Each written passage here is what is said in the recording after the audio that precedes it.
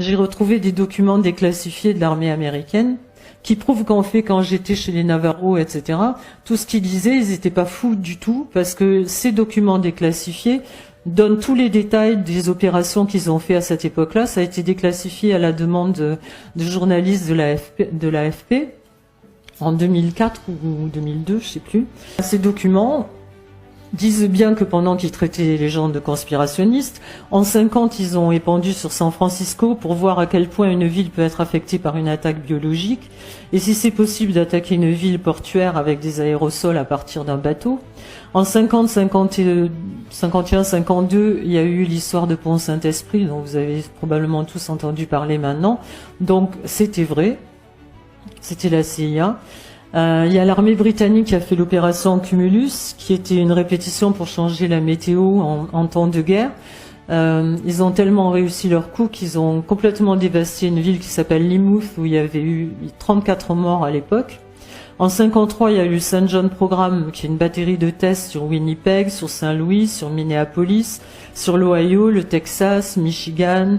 Ils ont épandu des tonnes de mélanges de sulfure de cadmium et de zinc pour déterminer le pourcentage de la population à qui on allait pouvoir infliger un cancer en dessous.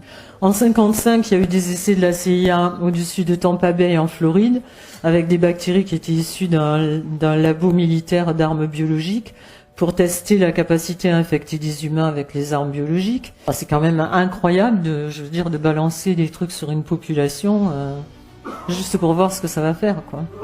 En Angleterre, il y a eu aussi un grand reportage dans le Guardian qui a révélé en 2002 un rapport du gouvernement vous pouvez aller voir tous ces documents, je veux dire, qui confirmait que des essais avaient eu lieu de 1940 à 1979 pour évaluer la vulnérabilité du pays en cas d'attaque des Russes. Ça, c'est bien parce qu'en fait, on s'aperçoit que ils justifient tout ce qu'ils ont fait à ce moment-là parce qu'ils disent c'est pour protéger les populations, parce que si un jour il y a une attaque d'un terroriste, etc., il faut savoir ce qui nous attend pour pouvoir vous prévenir.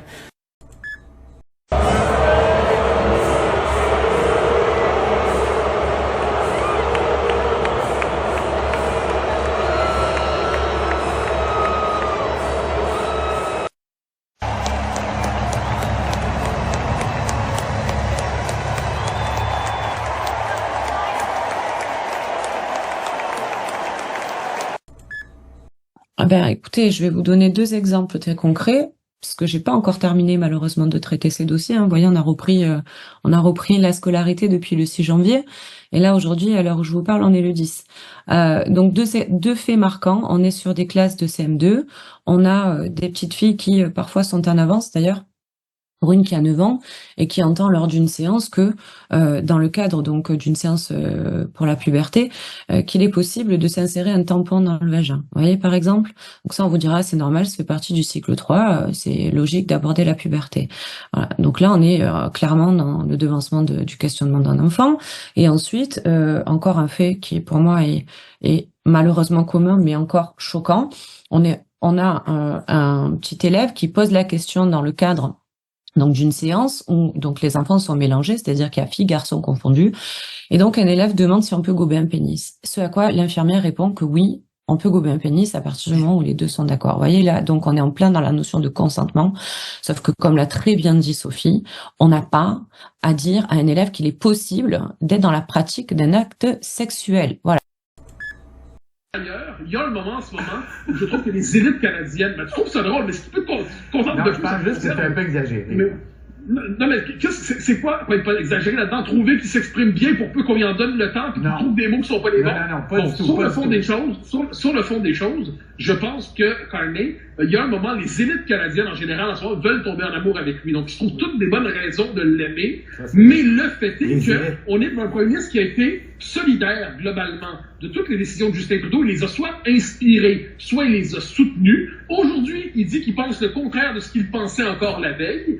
Et on nous présente ça comme le sauveur dans les circonstances. Puis pour gagner les Québécois, il met une ceinture fléchée, il mange de la poutine. Il va porter une tuque, chanter Céline Dion, puis on va dire c'est un Québécois comme les autres. À un moment donné, il faut quand même avoir des attentes plus élevées par rapport au futur premier ministre du pays d'à côté. I wanted to get your thoughts on Mark Carney and your relationship with him while you were Prime Minister of the United Kingdom, and any advice you have to Canadians who think he might make a good Prime Minister. Well, Mark Carney was governor of the Bank of England, and under his tenure, too much money was printed, which did damage to the British economy and put our economy off track. He, at the last election, endorsed Rachel Reeves' economic policy. She's now become Chancellor. It's been a disaster for Britain. The country is heading for bankruptcy. So I would strongly recommend not backing Mark Carney or his policies on net zero, which have been disastrous for Britain, would be disastrous for Canada. Do you trust his judgment overall, outside of ideological considerations? Well, I believe that he made major mistakes in the management of the Bank of England. He has pushed net zero, which has been a disaster, not just for the UK, but for many countries across the world. Thanks for your time, Prime Minister. I appreciate it. Tous les Québécois boycotteraient-ils Amazon qu'Amazon s'en rendrait pas compte une seconde? Et plus largement, boycotterait-on tous les produits américains que les compagnies américaines ne s'en rendraient pas compte non plus? Donc, faut pas se prêter une importance plus grande dans notre capacité de boycott et de faire mal aux États-Unis parce qu'on arrête d'acheter du Tropicana. Se pose jamais la question. Je suis en train de me faire manipuler par l'hostie qui m'appauvrit à tous les jours, moi, là. Je suis en train de me faire manipuler par les enfants de chienne qui me désinforment et qui me racontent n'importe quoi tous les jours, juste pour une hostie de clique assassine. Si vous voulez parler de boycott, OK, ça c'est une patente de Québécois, c'est une patente politique. Vous vous faites manipuler par des médias, par des hosties de putes à clic. Vous vous faites manipuler par des hosties de politiciens à marde qui sont deuxième ou troisième ou sur le bord d'être complètement éliminés de la carte. C'est le cas de la CAQ.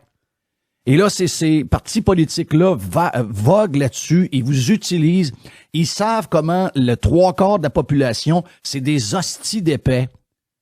Et le monde embarque là-dedans, justement parce que ce sont des hosties d'épais. Se pose jamais la question. Je suis en train de me faire manipuler par l'hostie qui m'appauvrit à tous les jours, moi, là. Je suis en train de me faire manipuler par les enfants de chienne qui me désinforment et qui me racontent n'importe quoi tous les jours, juste pour une hostie de clique assassine. Faut faire mal aux États-Unis, c'est ça, c'est sûr. OK, faut faire mal aux États-Unis, mais ton beau-frère est camionneur, calice de cave. Mais c'est ça.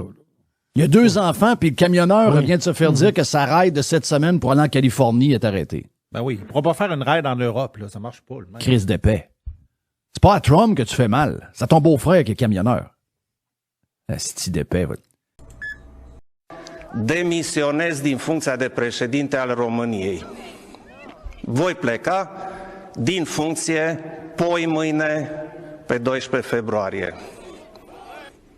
Dumnezeu să binecuvânteze România. A $102 billion slush fund has been exposed by an anonymous X user, revealing taxpayer money being funneled into corrupt international institutions and ideological pet projects. This is not a fringe conspiracy. Anyone can verify these numbers on the government's own website. Some highlights, or, well, lowlights of this fund include $900 million annually for the UN, $44 million to Luxembourg for a climate initiative, and $10 million for abortion services in London, England. A staggering $186 million goes towards vague initiatives to promote women, $75 million props up the wine industry, and $200 million funds Canadian media, which conveniently acts as a propaganda arm for the Liberal government. Even more shocking are the countless millions given to foreign banks, including the Asian Development Bank and African climate projects. Canadians are also funding police forces in other nations, while domestic law enforcement struggles to keep up with rising violent crime in our own neighborhoods. DEI initiatives and multiculturalism projects receive a blank check, even though evidence suggests they deepen division instead of fostering unity. This isn't government mismanagement, it's government betrayal. Billions are funneled to activists, international institutions, and corrupt programs, while Canadians are left with inflation, crumbling healthcare, and poverty. The Liberal Party isn't governing, it's looting. Wie unabhängig ist Ihre Berichterstattung, wenn Sie sich von Bill Gates bezahlen lassen? Sind Sie ein Journalist oder was sind Sie? Sind Sie Teil des Publikums? Sind Sie ein Journalist? Ja? Und Und sind Sie ein unabhängiger Journalist? Wo ist Ihre Unabhängigkeit, wenn Sie sich von Bill Gates bezahlen lassen? 5 Millionen in den letzten 2 Jahren. Lassen Sie sich von Putin bezahlen? Sie lassen sich von Bill Gates bezahlen. Das steht schon mal fest.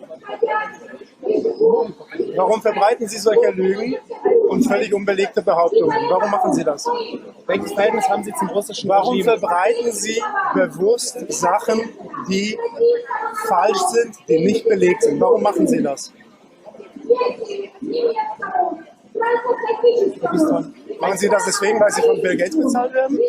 Oder sind Sie einfach so verkommen als Mensch? Warum machen Sie das?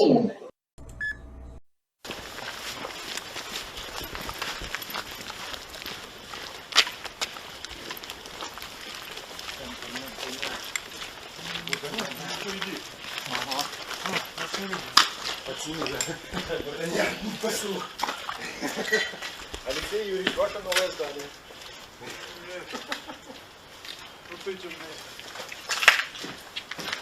Враги. Это американского народа, блядь. Вороги, блядь. Сука.